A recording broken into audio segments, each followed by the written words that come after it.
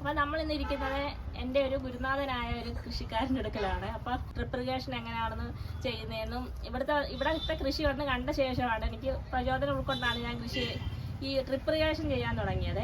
അപ്പോൾ അണ്ണനാണ് വന്ന് drip irrigation എല്ലാം നമുക്ക് ചെയ്തു തരുന്നത്, അതെങ്ങനെയൊക്കെയാണ് ചെയ്യേണ്ടതെന്ന് പറഞ്ഞു തന്നതും. കൃഷി എന്ന് പറഞ്ഞു കഴിഞ്ഞാൽ ഭയങ്കര രീതിയിൽ കൃഷി ചെയ്ത് ഒരു അവാർഡ് വാങ്ങിച്ച ഒരു കർഷകനാണ്. അദ്ദേഹം കൃഷി ചെയ്തെടുത്ത ഒരു മഞ്ഞളിൻ്റെ വിളവാണിത്. അപ്പം മഞ്ഞൾ മാത്രമല്ല, ഇഞ്ചി, മഞ്ഞൾ, ചേന, ചേമ്പ്, നനകിഴങ്ങ് എല്ലാത്തരം കൃഷികളും ഇവിടെ ഇപ്പം ചെയ്യുന്നുണ്ട്.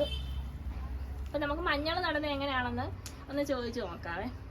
നമ്മൾ ഇത്ര നല്ല രീതിയിൽ നമുക്കിവിടെ മഞ്ഞളിൻ്റെ വിളവ് കിട്ടിയിട്ടുണ്ട്. അപ്പം ഇത് ഒരൊറ്റ മൂട് മഞ്ഞളിൽ നിന്ന് കിട്ടിയ വിളവല്ലേ? അതെ അതെ, ഇത് ഒരു മൂട് മഞ്ഞൾ നമ്മൾ കളച്ചപ്പോൾ ഉള്ളതാണ്. ഇപ്പം നമ്മളതിൻ്റെ തൂക്കം കാണിച്ചിട്ടുണ്ടല്ലോ, 6 കിലോ 850 ഗ്രാം. ഈ ഒരു മൂട് മഞ്ഞളുണ്ട്. ഇതിപ്പം എനിക്ക് തോന്നുന്ന കലയിൽ എടുത്തോണ്ട് വന്നത് തന്നെ അവർ കൊണ്ടുവന്ന ബുദ്ധിമുട്ടുകൊണ്ട് ചെറിയൊരു മൂടായിട്ട് എടുത്തോണ്ട് വന്നിരിക്കും. മഞ്ഞൾ കൃഷിയെ കുറിച്ച് പറയാന്ന് പറഞ്ഞു കഴിഞ്ഞാൽ കല ഇത് നമ്മൾ വിളവെടുപ്പ് സമയം ആയതുകൊണ്ട് നമുക്കിപ്പോൾ സംസാരിക്കാൻ മാത്രമേ പറ്റത്തുള്ളൂ.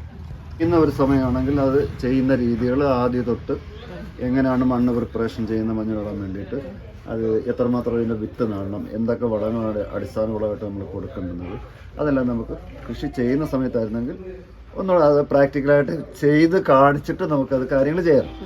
എന്തായാലും ഞാൻ ഒരു തുടക്കം പോലെ അതിൻ്റെ കാര്യങ്ങൾ ഞാനൊന്ന് പറയാം. പിന്നെ ഇനി നമുക്ക് മഞ്ഞൾ നടുന്ന സമയത്ത് ഞാൻ വിളിക്കാൻ വന്നിട്ട് അതുകൂടെ നമ്മുടെ പ്രേക്ഷകർക്ക് സംഭാവനയായിട്ട് കാണിച്ചു കൊടുക്കുന്നത്, അതാണ് വേണ്ടുന്നത്.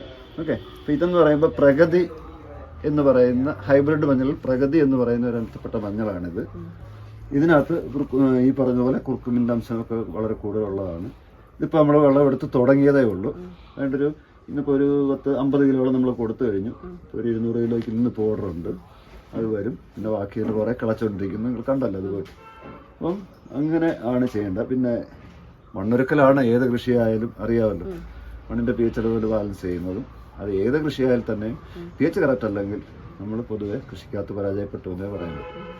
pH ലെവൽ കറക്റ്റ് ചെയ്യുന്ന ഞാൻ പ്രത്യേകിച്ച് കലയോട് പറഞ്ഞു തരേണ്ട കാര്യമില്ല, ഞാൻ നേരത്തെയൊക്കെ കുറേ പറഞ്ഞു തന്നിട്ടുള്ള കാര്യങ്ങൾ ഞാൻ ചെയ്യുന്ന രീതിയാണ്. ആദ്യം നമ്മൾ പുതിയതായിട്ട് ചെയ്യുന്ന മണ്ണാണെങ്കിൽ 1 സെൻറ്റ് സ്ഥലത്ത് കുറഞ്ഞത് ഒരു 2 കിലോ കുമ്മായം, അതല്ലെങ്കിൽ ഒരു 3 കിലോയോളം ഡോളമൈറ്റ്. ഇതാണ് നമ്മൾ 1 സെൻറ്റ് സ്ഥലത്ത് പുതിയതായിട്ടുള്ള സ്ഥലത്ത് ചെയ്യുന്നത്. പുതിയതായിട്ടെന്ന് പറഞ്ഞാൽ കുറേ കാലം കൊണ്ട് കൃഷി ചെയ്ത് കിടക്കുന്ന സ്ഥലത്താണെങ്കിൽ നമ്മൾ ആ രീതിയിലാണ് ചെയ്യുന്നത്. pH നോക്കിയിട്ട് ചെയ്ത് മണ്ണ് പരിശോധിച്ച് ചെയ്യുന്നതായിരിക്കും ഏറ്റവും നല്ലത്.